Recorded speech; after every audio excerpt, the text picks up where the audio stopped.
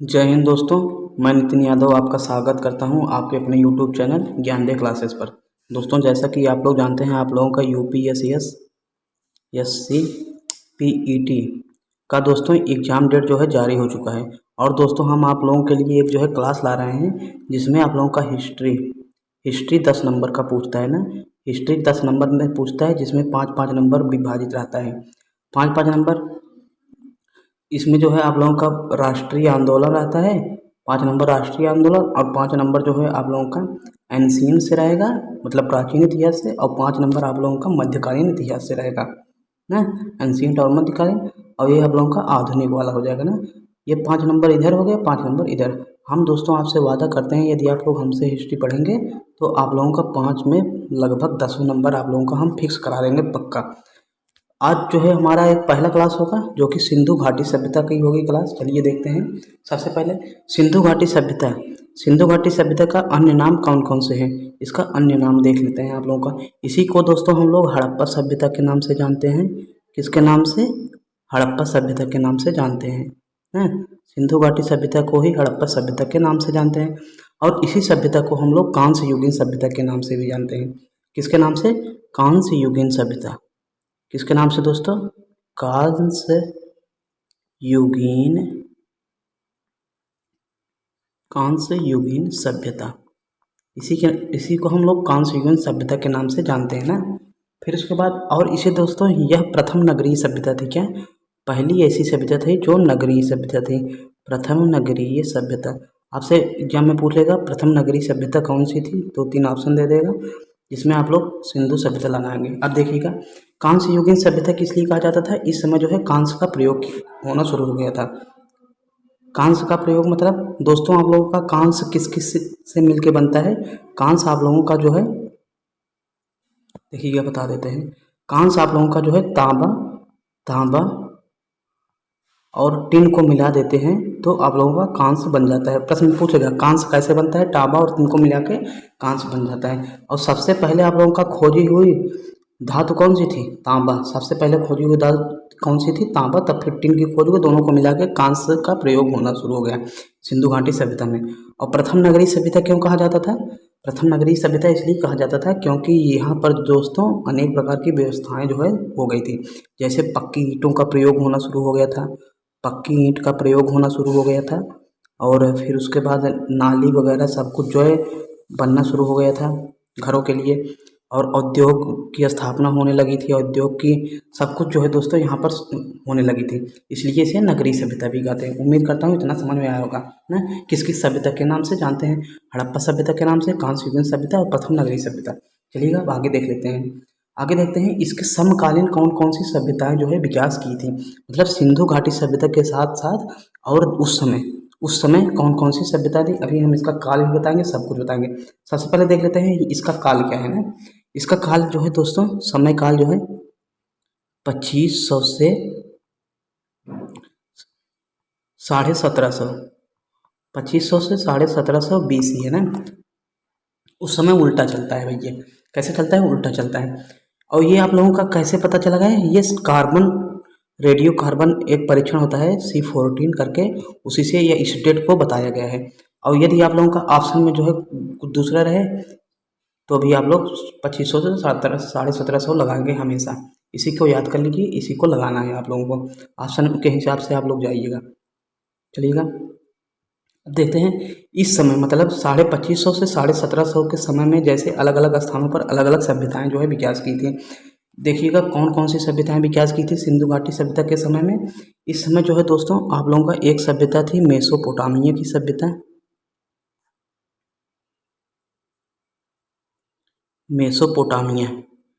Mesopotamia की सभ्यता ना। फिर उसके बाद एक दोस्तों आप लोगों की थी चीन की सभ्यता। मेसोपोटामिया चीन की सभ्यता, मेसोपोटामिया का चीन की सभ्यता। फिर एक थी आप लोगों को मिस्र की सभ्यता। और एक आप लोगों को और बता देते हैं वो कौन सी सभ्यता थी, हमारी सिंधु घाटी सभ्यता। दोस्तों यहाँ आप लोगों से पूछ लेगा कौन सभ्यता, यह सभ्यता किस नदी के किनारे बसी हुई थी। देखिएगा जब पूछ ले आप लोगों को यह सभ्यता किस नदी के किनारे बसी थी, तो मेसोपोटामिया सभ्यता आप लोगों की दजला और फरात नदी के किनारे बसी थी ना, दजला फरात।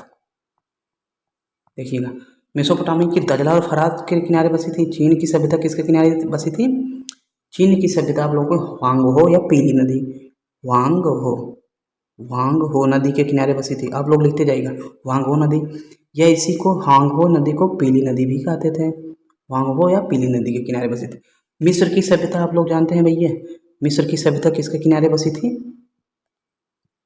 नील नदी के किनारे बसी थी। मिस्र की सभ्यता नील नदी के किनारे बसी थी। सिंधु सभ्यता जो है सिंधु नदी के किनारे बसी थी, इसलिए इसे सिंधु घाटी सभ्यता के नाम से जानते हैं। समझ गए? इतना समझ में आ गया हो भैया, पक्का आ गया होगा। अब एक चीज़ और लिख लीजिएगा आप लोग, मेसोपोटामिया सभ्यता के जो लोग थे भैया, क्या?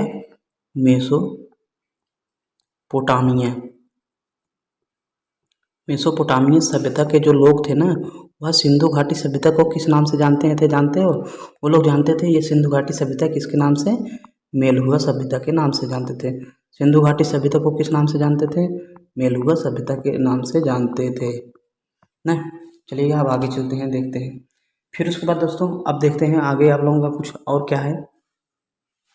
आगे देखते हैं सिंधु घाटी सभ्यता के अतीत के बारे में, थोड़ा इसके समय के बारे में देखते हैं। समय देख लिया, सिंधु घाटी सभ्यता के अतीत के बारे में देखते हैं।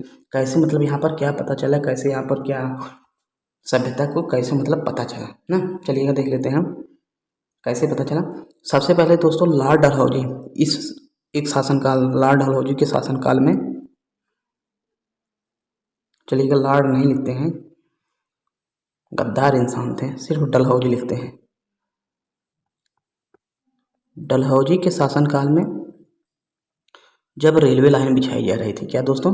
जब रेलवे लाइन बिछाई जा रही थी, तो जब रेलवे लाइन बिछाते समय आप लोगों का उत्खनन तो होगा, ये खुदाई होगी ना।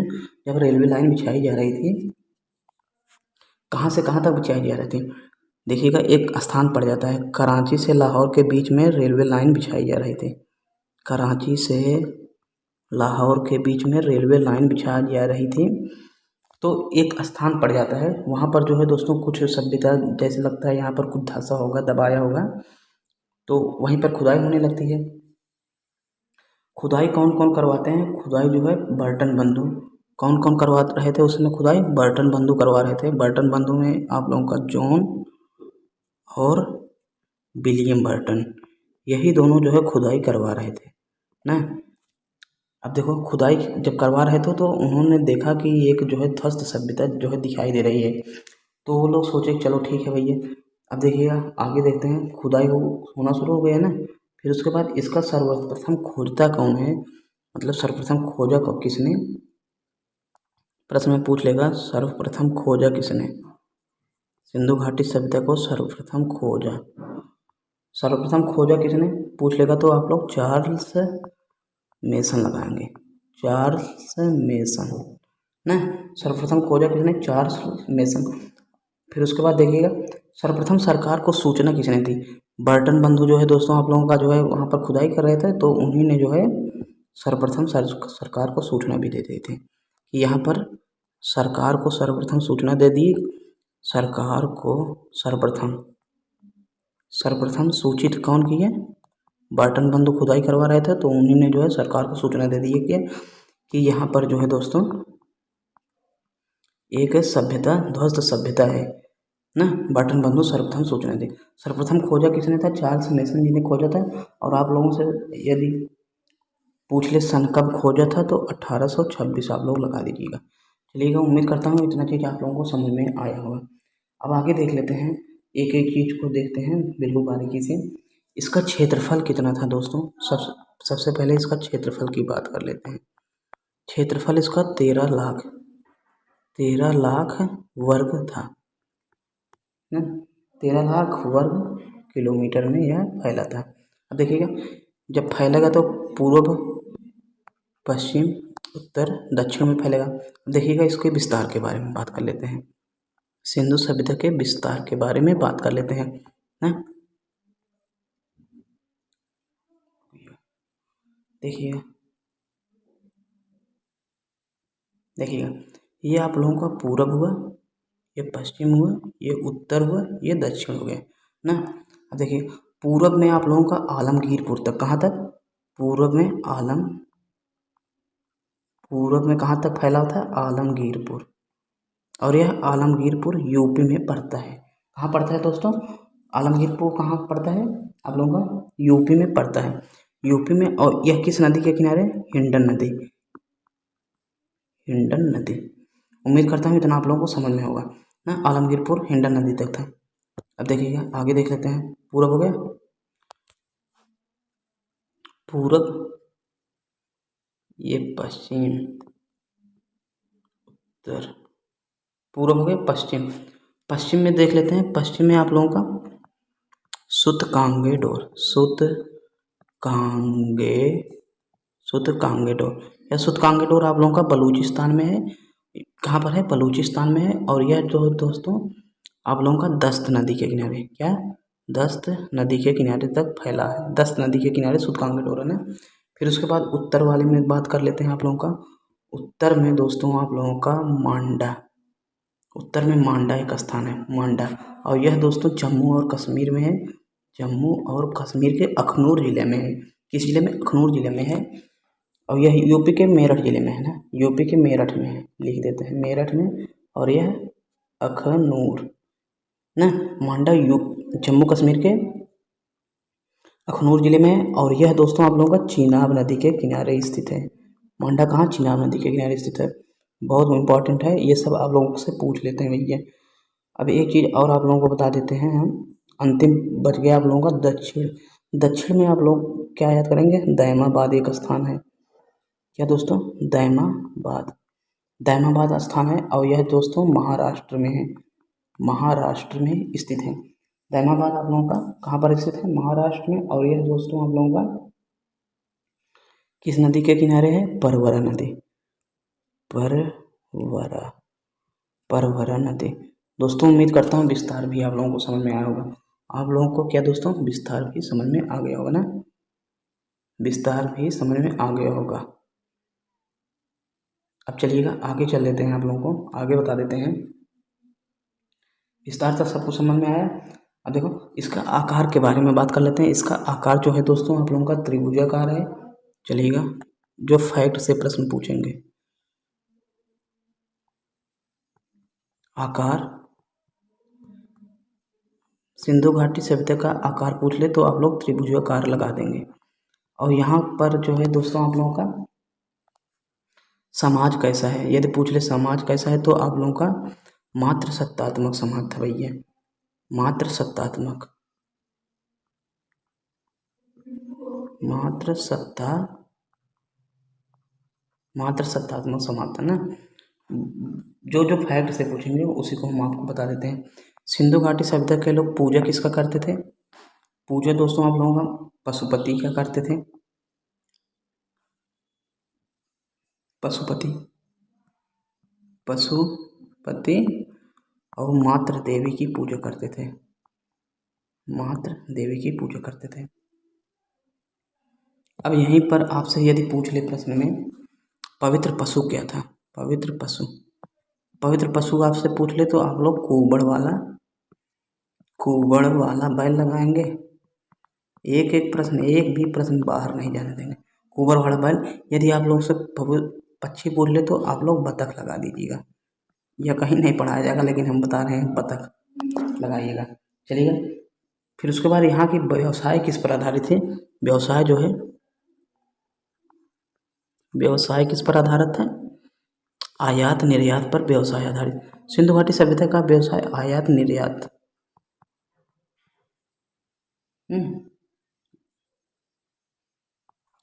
किस पर, आयात निर्यात, मतलब सामान को इधर से उधर भेजते थे, खरीदते थे। और वस्तु विनिमय प्रणाली, वस्तु विनिमय प्रणाली, वस्तु विनिमय प्रणाली थी। वस्तु विनिमय प्रणाली का मतलब आप लोग समझते हैं, बता देते हैं। जैसे आप लोगों के पास, यदि आप लोगों को कुछ खरीदना है, जैसे आपके पास गेहूँ ज़्यादा है ना, आप लोगों के पास गेहूँ ज़्यादा है तो आप लोगों को चावल खरीदना है। तो आप लोग जब गेहूँ ज़्यादा है तो आपके पास चावल की कमी है ना, गेहूँ ज़्यादा है तो चावल की कमी है, यहाँ पर चावल ज़्यादा है तो आप चावल जब चाहते हैं तो आप यदि अपना गेहूँ दे दें इस चावल वाले को और इस चावल का वाले का गेहूँ आप ले लें। यही होता है वस्तु विनिमय प्रणाली, मतलब वस्तुओं का आदान प्रदान करना। वस्तु विनिमय प्रणाली का मतलब वस्तु का आदान प्रदान करना। उम्मीद करता हूँ इतना समझ में आया होगा। अब यहाँ की सिंधु घाटी सभ्यता की लिपि के बारे में बात कर लेते हैं, वेरी वेरी मोस्ट इम्पॉर्टेंट है। लिपि के बारे में बात कर लेते हैं, सिंधु घाटी सभ्यता की लिपि। सिंधु घाटी सभ्यता की लिपि जो है दोस्तों भाव चित्रात्मक लिपि है, भाव चित्रात्मक। और यह लिपि जो है दोस्तों अभी तक कोई इसे पढ़ नहीं पाया है। सर्वप्रथम पढ़ने का प्रयास किसने किया था? अंग्रेज भाई, ये सर्वप्रथम पढ़ने का प्रयास अंग्रेज करते हैं। फिर उसके बाद एक भारतीय भी करता है, लेकिन वह भी नहीं पढ़ पाता है। चलिए, अब वह जो अंग्रेज था उस अंग्रेज का क्या नाम है, यदि आप इससे प्रश्न में पूछ लें, उस अंग्रेज का नाम है वेडेन महोदय। और जो भारतीय करता है उसका नाम है नटवर झा। और यह लिपि जो है दोस्तों आप लोगों को कैसी होती है, भाव चित्रात्मक लिपि है ना, मतलब चित्र अक्षर छपे हैं। तो यहाँ पर आप लोगों का देखिएगा, प्रश्न में पूछ लेगा चिन्ह कितने हैं। आप लोगों का दोस्तों चिन्ह 64 है। फिर उसके बाद चित्र अक्षर पूछ लेगा, चित्र अक्षर आप लोगों का कितना रहेगा, लगभग 250 से 400 आप लोगों का चित्र अक्षर है ना, इतना समझ में आया। अब सिंधु घाटी सभ्यता की लिपि कैसे लिखी जाती थी, यह दोस्तों दाएं से शुरू होकर बाएं की तरफ जाती थी, फिर जब अगली लाइन आती थी बाएं से शुरू होकर दाएं की तरफ जाती थी, फिर अगली लाइन दाएं से शुरू होकर बाएं से, फिर अगली लाइन बाएं से दाएं से, फिर अगली लाइन दाएं से बाएं से, ऐसी होती थी। इसी के कारण इस लिपि को क्या कहा जाता है दोस्तों आप लोगों को, जब ऐसे देखो यहाँ पर डिंग डांग मार रहा है नहीं, ऐसे ऐसे ऐसे ऐसे ऐसे ऐसे ऐसे चल रहा है, सांप की तरह चल रहा है ना, इसीलिए इस लिपि को सर्पिलाकार लिपि भी कह देते हैं। सर्पिलाकार आपसे पूछ लेगा सर्पिलाकार लिपि कहाँ की थी, तो सिंधु घाटी सभ्यता की थी। और इसी लिपि को दोस्तों गौमूत्री लिपि कहते हैं, बुस्टोफेदस भी कहते हैं इस लिपि को। उम्मीद करता हूँ लिपि के बारे में भी समझ में आ गया होगा ना। अब देखिए, अब एक एक चीज़ आप लोगों को हम बिल्कुल बारीकी से बताएंगे, विस्तार भी बताएं, जितना बताएं समझ में आएगा नहीं, एक भी प्रश्न आपका बाहर नहीं जाने देंगे। अब चलिएगा, अब हम आपको बताएंगे प्रमुख नगरों के बारे में। प्रमुख नगरों के बारे में बताएंगे, कौन सा नगर कहाँ खोदा गया, कहाँ कैसे था, क्या सब कुछ एकदम बिल्कुल बारीकी से बताएंगे। चलिएगा, सबसे पहले आप लोगों को हड़प्पा के बारे में बता देते हैं। सिंधु घाटी सभ्यता है तो हड़प्पा ना, हड़प्पा जो है दोस्तों आप लोगों का, हड़प्पा की खुदाई किसने की, चार्ल्स मेसन के नेतृत्व में, चार्ल्स मेसन के नेतृत्व में दयाराम साहनी ने सिंधु घाटी सभ्यता की खुदाई की थी, चार्ल्स मेसन के नेतृत्व में। इन्हें 1921 ईस्वी में की थी, हड़प्पा की खुदाई की थी ना। और यह हड़प्पा कहाँ पर स्थित है, हड़प्पा जो है दोस्तों स्थित कहाँ पर है, स्थिति पूछ लेगा तो आप लोगों का रावी नदी के किनारे है। रावी नदी के किनारे, वो भी कहाँ पर स्थित है, पाकिस्तान में स्थित है। चलिए, उम्मीद करता हूँ इतना प्रश्न में इतना समझ में पक्का आया होगा। अब देखिए, इसकी विशेषताओं के बारे में बात कर लेते हैं, हड़प्पा की विशेषताओं के बारे में बात कर लेते हैं ना। हड़प्पा दोस्तों आप लोगों का सबसे पहले जो है देखो दोस्तों, यह दोस्तों आप लोगों का ग्रिड शैली में था, ग्रिड पद्धति में था। किस पद्धति में, ग्रिड पद्धति। और इसी ग्रिड पद्धति को क्या कहते हैं, मैश पद्धति के नाम से भी जानते हैं। इस ग्रिड पद्धति की विशेषता यह थी कि रोड जो था आप लोगों का समकोण पर काटते थे, रोड दोस्तों आप लोगों का समकोण पर काटते थे। प्रश्न में पूछ लेगा कहाँ की सड़कें समकोण पर कटती थी, तो आप लोग हड़प्पा लगाइएगा। यहाँ की सड़कें समकोण पर काटती थी ना, समकोण पर काटती थी। अब देखिए क्या, अब आगे एक चीज़ और आप बता देते हैं, हड़प्पा जो है दोस्तों आप लोगों का कितने भागों में विभाजित था, हड़प्पा आप लोगों का 2 भागों में विभाजित था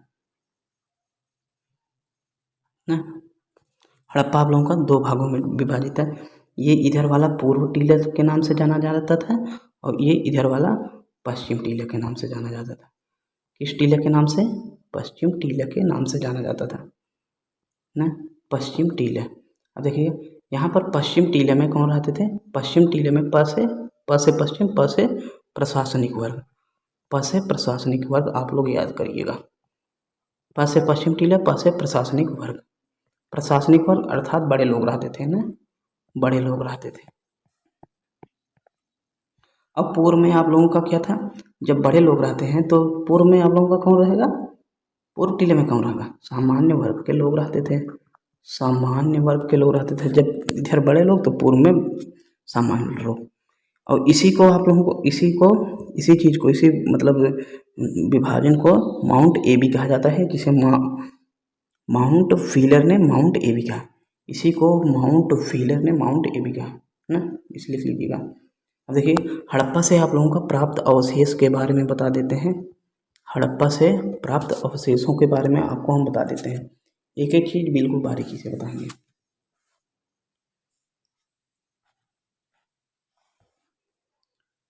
हड़प्पा से सबसे पहले आप लोग देखिएगा सर्वाधिक मुहर प्राप्त हुई थी। प्रश्न में पूछेगा सर्वाधिक मुहर कहाँ से प्राप्त हुई, तो आप लोग हड़प्पा लगाइएगा ना। यहाँ से कब्रिस्तान प्राप्त हुआ, कब्रिस्तान एच और R37 प्राप्त हुआ ना, कब्रिस्तान एच और R37 प्राप्त हुए। आगे हम आपको बता देते हैं, दो चीज़ और बता देते हैं, इसी में से आप लोगों का आ जाएगा। शव दफनाने का साक्ष्य मिला, शव दफनाने का साक्ष्य मिला। और एक चीज़ और आप लोग लिखिएगा, कपास की खेती का साक्ष्य मिला, कपास की खेती का साक्ष्य मिला। फिर और आप लोग लिखिएगा सेलखड़ी गर्भ से निकलता हुआ पौधा,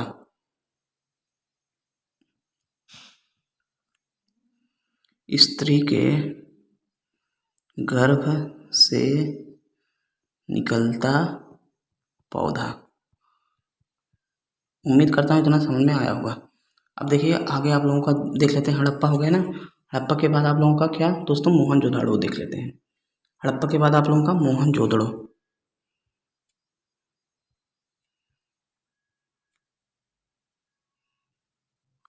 रे रे रे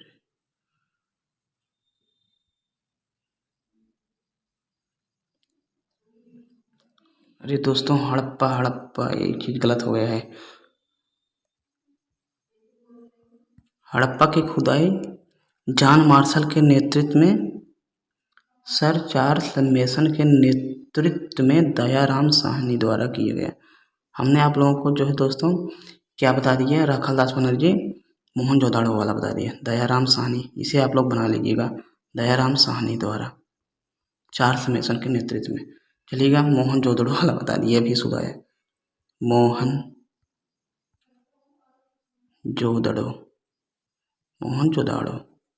चलिएगा मोहनजोदड़ो जो है आप लोगों का दोस्तों पाकिस्तान में ही स्थित है, सिंधु नदी के किनारे स्थित है। और इसकी खुदाई आप लोगों के राखालदास बनर्जी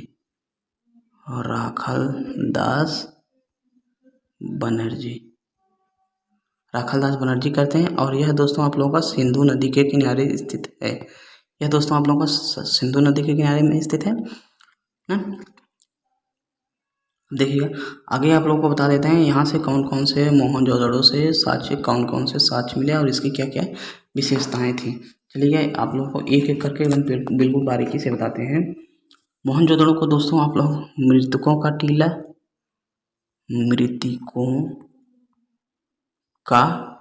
टीला और सिंध का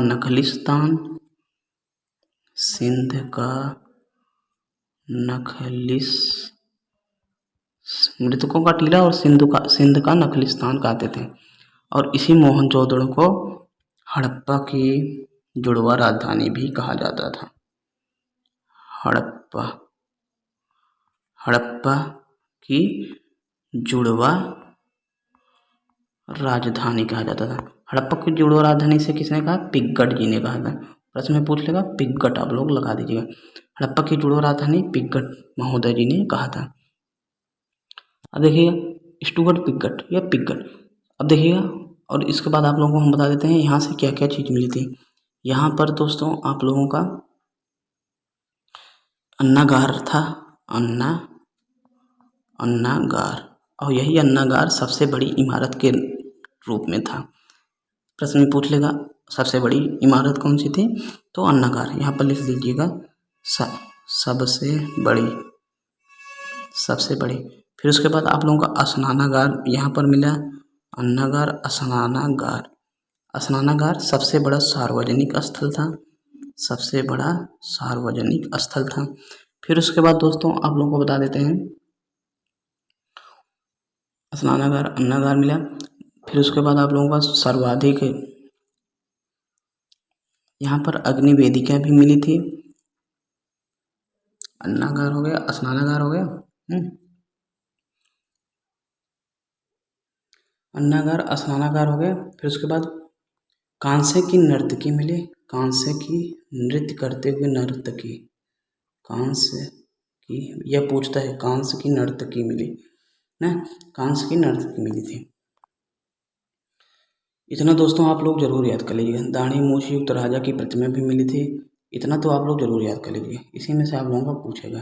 फिर उसके बाद आप लोगों से हम बात कर लेते हैं चन्नू दड़ों के बारे में।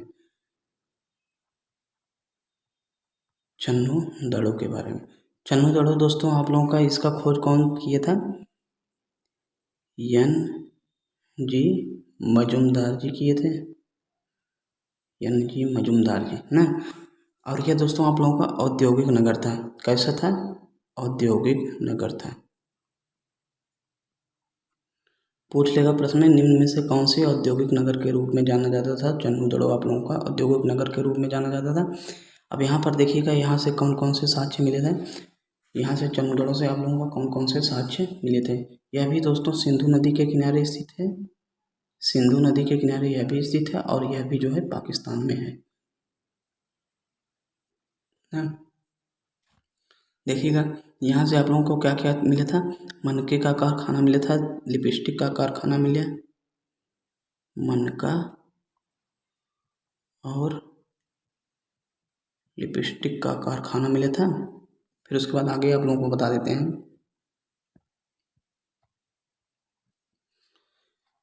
बिल्ली के पीछे भागते हुए कुत्ता, बिल्ली, क्या दोस्तों, बिल्ली के पीछे भागता हुआ कुत्ता। प्रश्न में पूछेगा बिल्ली के पीछे भागता हुआ कुत्ता, बिल्ली के पीछे भागता कुत्ता ना। फिर यहाँ पर दोस्तों आप लोगों को दुर्ग का कोई साक्ष्य नहीं मिला था, दुर्ग का साक्ष्य, कोई भी साक्ष्य दुर्ग का जो है ऐसा जो कोई भी साक्ष्य दुर्ग का नहीं मिला था ना। और यह एकमात्र ऐसा स्थल था जिसके सुरक्षा की दीवार नहीं थी, और यहाँ पर एकमात्र ऐसा स्थल था जिसके सुरक्षा हेतु दीवार नहीं बनाई गई थी। दुर्ग का साक्ष्य नहीं मिला, सुरक्षा हेतु दीवार भी नहीं बनाई गई थी। इतना चीज़ आप लोग तो जरूर याद कर लीजिएगा। मनका का कारखाना मिला, लिपस्टिक का कारखाना मिला, इतना चीज़ जरूर याद करिएगा। फिर उसके बाद आप लोगों का लोथल के बारे में बात कर लेते हैं। अब लोथल के बारे में आप लोगों को हम एकदम बिल्कुल बारीकी से बताएंगे। लोथल रंगनाथ राव जी खोजे थे, रंगनाथ राव। लोथल आप लोगों का कहाँ पर स्थित है, यह दोस्तों आप लोगों का गुजरात में है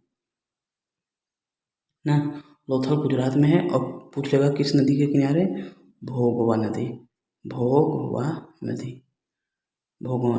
अब लोथल से आप लोगों का दोस्तों साक्ष्य कौन कौन से साक्ष्य मिले थे ना। लोथल को ही हम लोग किस नाम से, अन्य नाम से जानते हैं, लोथल को हम लोग किस अन्य नाम से जानते हैं,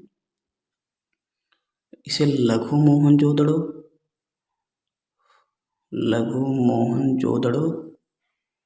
इसे लघु मोहनजोदड़ो और व्यापारिक नगर।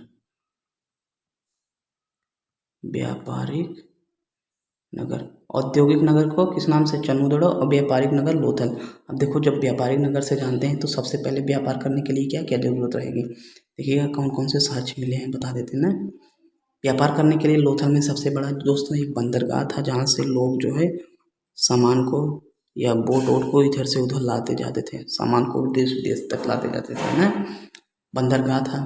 फिर उसके बाद दोस्तों बंदरगाह, सबसे पहले बंदरगाह चावल की भूसी का साक्ष्य मिला था, यह भी प्रश्न में पूछ लेता है। चावल की भूसी का साक्ष्य मिला था। युग्म समाधान, युग्म समाधि, युग्म समाधि, यह तीन तो बहुत इंपॉर्टेंट है। ये तीन आप लोगों को लगभग पूछता है ना। फिर उसके बाद घोड़े, घोड़े की हड्डी, घोड़े की हड्डी, शतरंज के खेल का साक्ष्य मिला, शतरंज के खेल का साक्ष्य मिला। इतना में से आप लोगों का कौन कोई फंस जाएगा पक्का। अब देखिएगा लोथल हो गया ना। अब आगे बात कर लेते हैं कालीबंगा की। कालीबंगा, कालीबंगा की बात कर लेते हैं। कालीबंगा में आप लोगों का दोस्तों अमलानंद घोष जी किए थे, घग्गर नदी के किनारे पर स्थित है। अमलानंद घोष, और यह दोस्तों आप लोगों का घग्गर नदी के किनारे स्थित है, राजस्थान में है। कहाँ पर? राजस्थान में है। और घग्गर नदी, घग्गर नदी को सरस्वती नदी उस समय कहते थे। कालीबंगा का अर्थ क्या है दोस्तों आप लोगों को? काली चूड़ियों से संबंधित है। कालीबंगा का अर्थ है काली चूड़ियाँ, काली चूड़ी ना। और यहाँ दोस्तों घर जो है कच्ची ईंट के बने थे। यहाँ के घर दोस्तों कच्ची ईंट के बने थे, कच्ची ईंट के। कालीबंगा के घर कच्ची ईंट के बने थे, इसीलिए इसे दीनहीन कहे गए। इसलिए यहाँ के लोग दीनहीन कहे गए या दीनहीन की बस्ती कही गई। कालीबंगा की बस्ती दीनहीन की बस्ती कही गई। सबसे पहले कालीबंगा में प्राप्त अवशेष यदि देखेंगे तो कालीबंगा से क्या क्या प्राप्त हुआ था। कालीबंगा से जूता हुआ खेत प्राप्त हुआ, जूता खेत प्राप्त हुआ, जूता खेत प्राप्त हुआ। फिर उसके बाद प्रथम भूकंप का भी प्राप्त हुआ, प्रथम भूकंप का साक्ष्य भी मिला था कालीबंगा से, भूकंप का भी साक्ष्य मिला था। फिर यहाँ पर लकड़ी का हल भी मिला था, लकड़ी का हल जिससे खेत जोता जाता है ना, लकड़ी का हल भी मिला था। जाहिर सी बात है जहाँ पर जूता खेत रहेगा वहाँ से हल भी मिलेगा। फिर उसी को क्या कहते हैं? हड़प्पा की तीसरी राजधानी। ये बहुत इंपॉर्टेंट, हड़प्पा की तीसरी राजधानी किसे कहा जाता है? लिख लीजिएगा यहाँ पर। कालीबंगा को हड़प्पा की तीसरी राजधानी कहा जाता था, राजधानी कहा जाता था। चलिए आगे देख लेते हैं। कालीबंगा हो गया। एक देख लेते हैं धौलावीरा।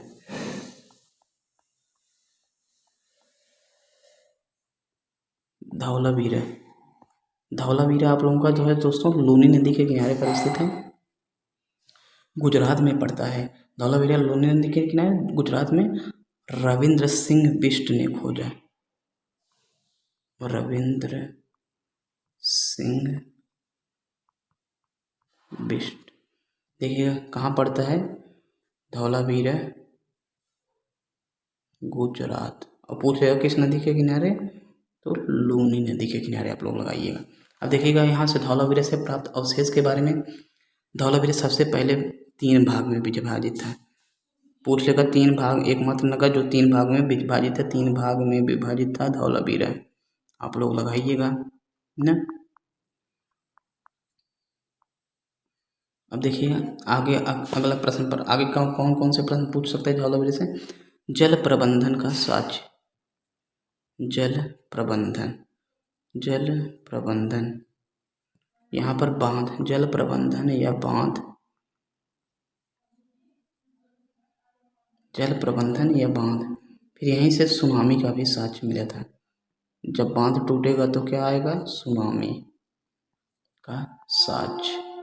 उम्मीद करता हूँ इतना प्रश्न में आया होगा समझ में। सुरकोटदा, सुरकोटदा का बात कर लेते हैं। अब अगला आप लोगों का सुरकोटड़ा। अब देखिएगा सुरकोटड़ा के बारे में बात कर लेते हैं। जगपति जोशी ने खोजा। कौन? जगपति जोशी, सुरकोटदा। और यह आप लोगों का दोस्तों कहाँ पर है? यह भी गुजरात, गुजरात में है। और नदी पूछ लेगा तो सदी कौर, सदी कौर, सदी कौर नदी के किनारे सुरकोटदा है। सुरकोटदा से सिर्फ आप लोगों से यही पूछता है घोड़ा का साक्ष्य कहाँ मिला?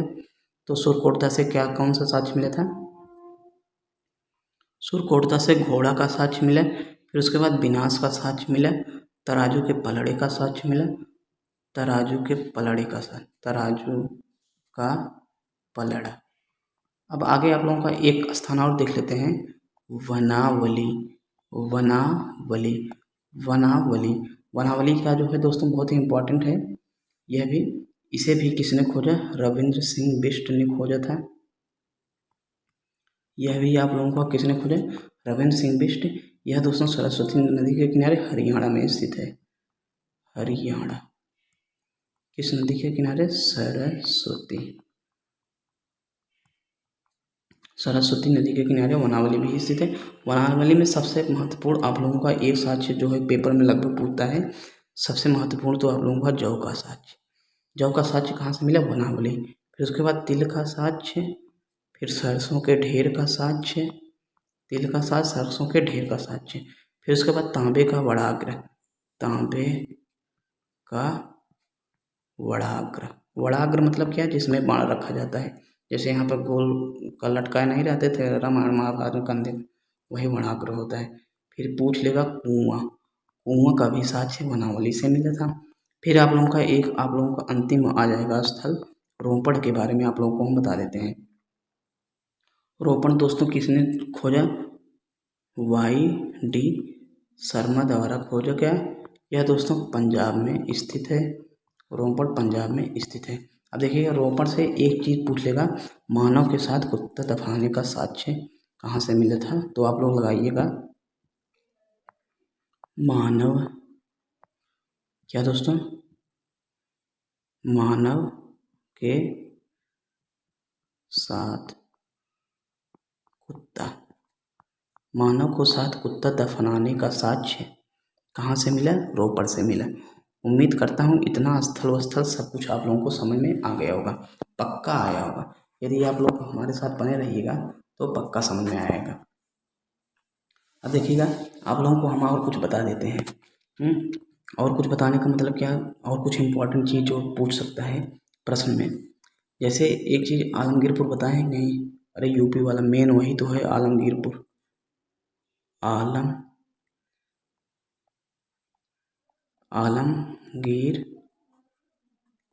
आलमगीरपुर इसको जो है दोस्तों यज्ञनाथ शर्मा, कौन से दोस्तों?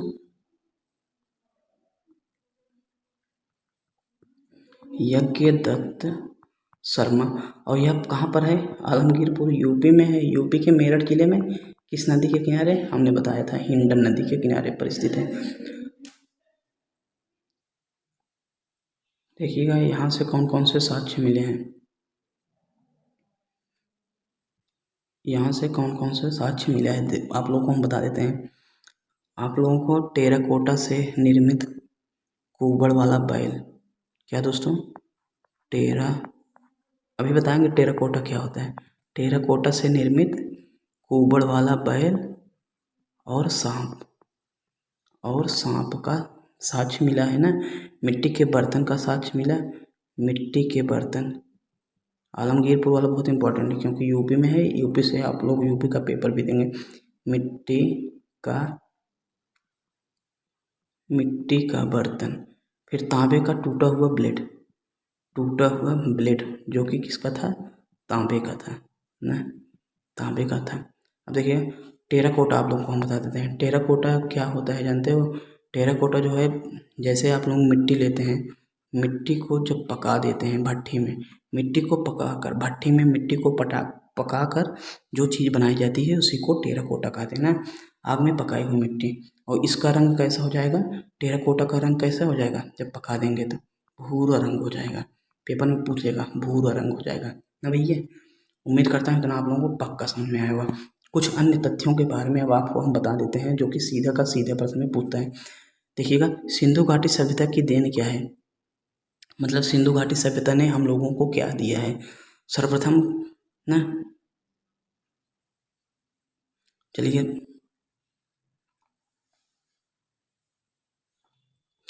सिंधु घाटी सभ्यता चलिए सब देख लेते हैं। सर्वप्रथम कपास की खेती करने कौन करता था?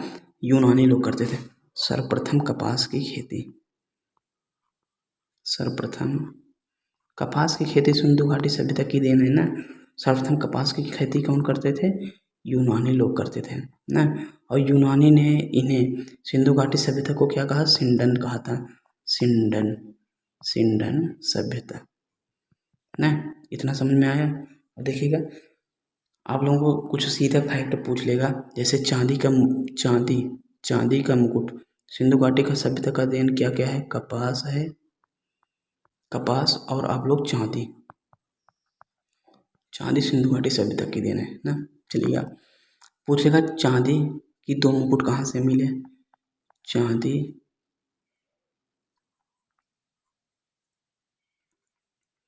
चांदी का 2 मुकुट कहाँ से मिले? तो आप लोग लगाइएगा ऑप्शन में कुनाल। यह दोस्तों आप लोगों का हरियाणा में पड़ता है। गड्ढे खोदने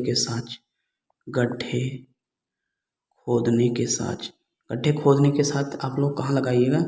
बुर्ज होम लगाइएगा, बुर्ज होम और रंगपुर लगाइएगा ना, बुर्ज होम और रंगपुर लगाइएगा।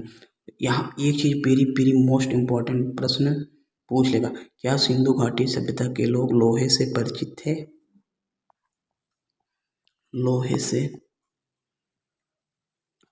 थे? तो आप लोग लगाइएगा नहीं भाई, यहाँ के लोग लोहे से परिचित नहीं थे। सिंधु घाटी सभ्यता के लोग लोहे के स्थान पर किसका प्रयोग करते थे? कांस्य का प्रयोग करते थे। और यह कांस्य किसका बना होता था? तांबा और टिन का। यह कांस्य तांबा और टिन का बना होता था। मानव द्वारा सर्वप्रथम खोजा हुआ क्या है? तांबा। प्रश्न में क्या पूछ लेगा? सर्वप्रथम खोजा गया धातु कौन सा है? तांबा है भैया। अब देखिएगा इतना तो आप लोगों को समझ में पक्का आया होगा। अब देखिए कुछ चीज़ जो है सिंधु घाटी सभ्यता के लोग के पास नहीं था तो वो लोग बाहर से मंगाते थे। क्या क्या चीज़ देखो, जैसे सोना को बाहर से मंगाते थे, चांदी को भी बाहर से मंगाते थे और टिन को भी बाहर से मंगाते थे जिससे कांस्य बनाते थे ना। तांबा को भी बाहर से ही मंगाते थे। फिर उसके बाद सेलखड़ी को भी बाहर से मंगाते थे। देखिएगा शंख और कौड़ी को भी बाहर से मंगाते थे। देखिए किस देश से क्या चीज़ मंगाते थे इसको देख लेते हैं, आप लोगों को बता देते हैं। सोना को कहाँ से मंगाते थे? ईरान अफगान से। सोना को ईरान अफगान से, चांदी और टिन को भी ईरान और अफगान से मंगाते थे। तांबा को कहाँ से मंगाते थे? बलूचिस्तान से। सेलखड़ी को आप लोगों का कहाँ से मंगाते थे? इसे भी बलूचिस्तान से मंगाते थे बाहर से ना। शंख और कौड़ी को आप लोगों का सौराष्ट्र जो गुजरात में पड़ता है। एक चीज़ और आप लोग लिख लीजिएगा, नील